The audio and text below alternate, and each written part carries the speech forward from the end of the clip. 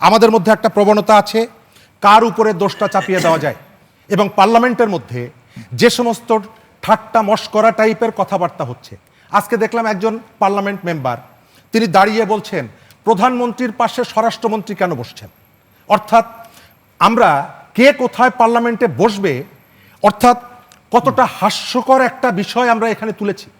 এবং আমার কাছে মনে হয় যে জুলাইয়ের ডিক্লারেশন অঙ্গীকারের থেকে আমাদের মধ্যে একটা প্রবণতা আছে বিএনপিকে কিভাবে ঘায়েল করা যায়।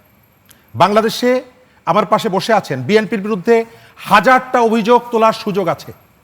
গত 1.5 বছরে বিএনপির বিরুদ্ধে হাজার অভিযোগ তোলার সুযোগ আছে, কিন্তু এটাও আপনাকে বলতে হবে যে বিএনপি একটা পরিবর্তনের জন্য 1.5 বছর সময় দিয়েছে।